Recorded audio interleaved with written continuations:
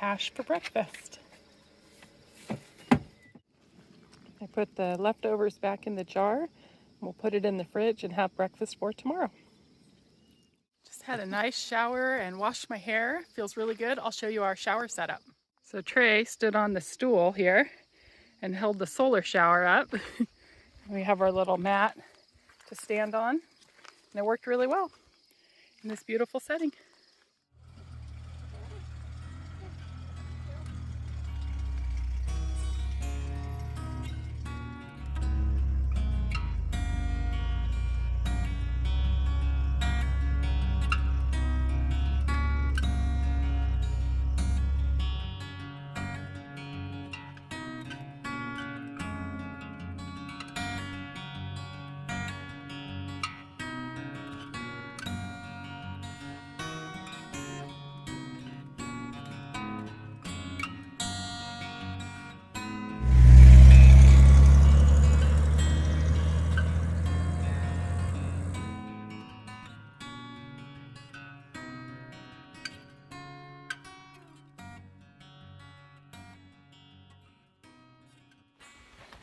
We are hiking on the Juniper Gulch Trail.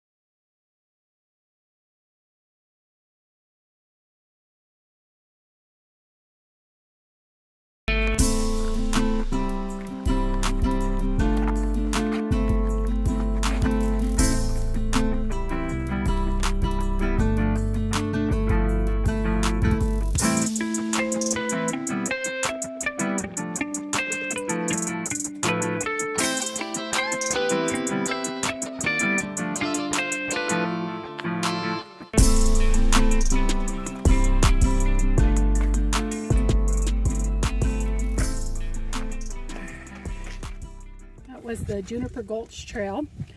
We ended up going in just over a mile and then back, did a loop. Could have gone further, but it's kind of the heat of the day and it was really warm. We didn't bring enough water, so we cut it short, but it was really beautiful. And now we're gonna head to some water.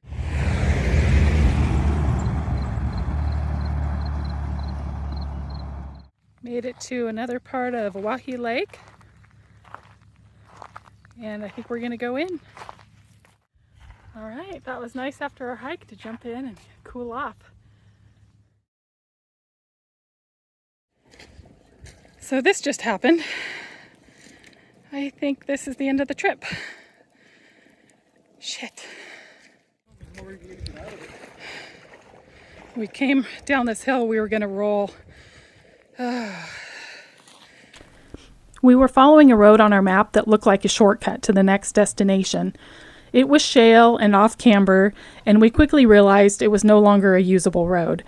I jumped out and locked the hubs, and we turned around to head back, but this time the back of the Jeep slid out and it pulled us off the road to where it felt like we were going to roll. Trey turned down to straighten it out, and we headed into the lake, unable to get it straightened back out in time.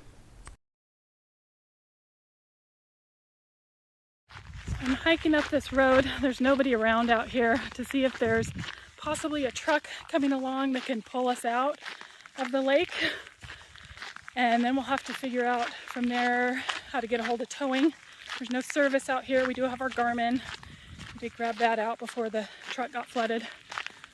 So I'm just hoping we can find a rig out here, a Jeep or something that can pull us out. Oh God, this is awful. I got really lucky and found a man that was willing to pull us out.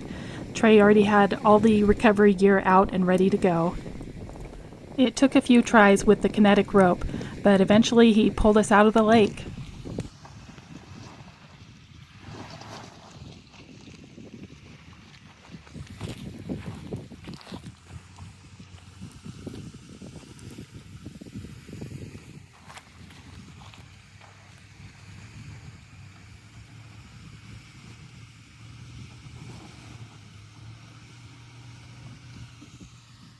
We got a tow to the boat ramp parking area, and we used our Garmin In Reach to contact Trey's mom back in Northern California, and she found us a tow truck willing to come out here and rescue us.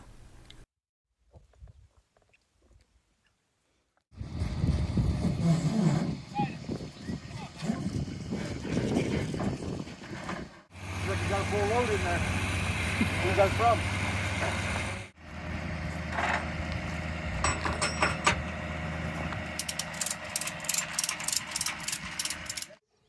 I got hose clamps and knives. About 10 minutes into the drive, the tow truck blew a hose and overheated. Trey and the tow truck driver spent about an hour trying to fix it enough to get us back on the road. We stole parts out of the Jeep, and eventually they rigged together something to get us going again. I don't know, what do you think? Did you tie it in? Another 30 or 40 minutes down the road, the tow truck overheated again and died, but we were able to coast in to a truck stop. From there, the tow truck driver called his mom and dad to come pick us up and bring us to a motel.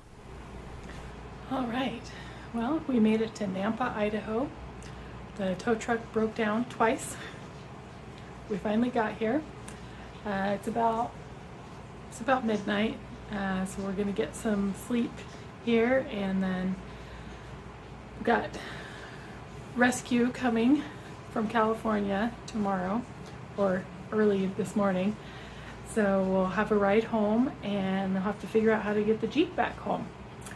But it's all working out. We're safe. That's the good thing. The Jeep can be fixed, and we'll let you know how it turns out. The next morning, Trey's mom and dad arrived from California.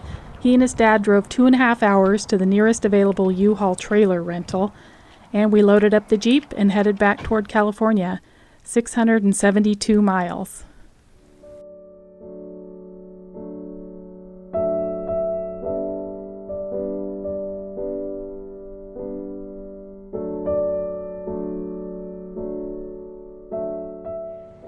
Just going through and cleaning out all of our bins, seeing what survived the water. Over here.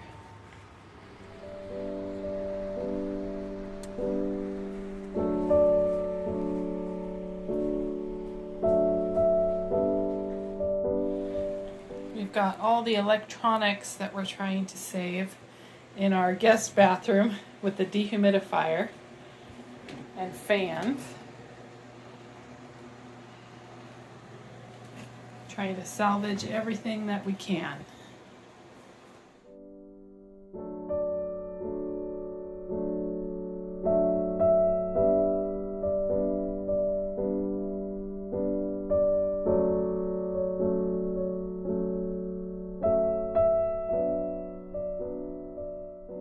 It's been 2 days since our unfortunate swimming accident in the Comanche, so the whole interior is gutted, and we're cleaning all the electrical components, all the connectors, and taking apart the relays and making sure there's not water and hitting them with contact cleaner.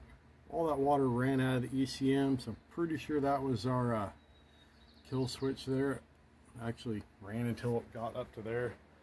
Same thing under the hood. Pulling all the connectors, cleaning everything with contact cleaner, and there's no corrosion yet, so as soon as we get that done, we will get it up in the air and start draining all the fluids. So we're pulling everything under the dash one by one apart. Yeah, there's still water running out.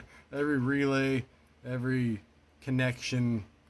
The relays, most of them aren't sealed, so we'll just pop them apart, give them a spray of electrical cleaner and make sure all the water is out, there's no corrosion, and put it all back together one at a time. It's kind of a tedious process, but if we don't do it, we'll probably have electrical problems for the rest of our lives. So.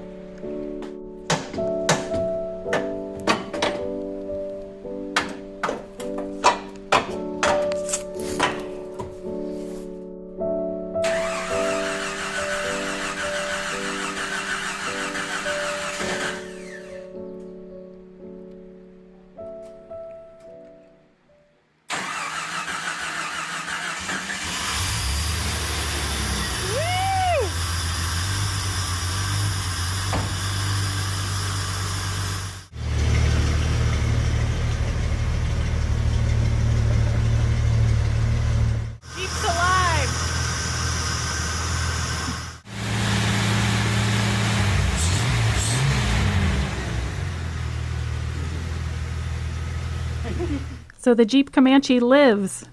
There's still a few things to do to it, and while the interior is out, Trey is going to fix the rust around the windshield frame and replace the windshield. And he picked up this donor Cherokee, which has air conditioning. So we're going to install air conditioning in the Comanche, which will be wonderful. And it'll go on a lot more adventures.